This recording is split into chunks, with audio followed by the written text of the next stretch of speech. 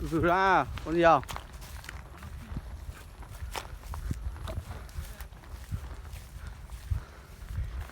Ui, nhiều cá thế.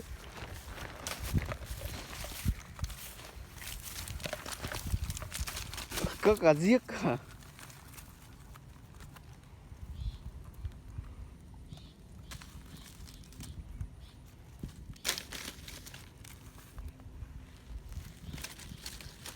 Nước nó chảy vào đây. Ừ. Tỉ. Thả bên kia xuống.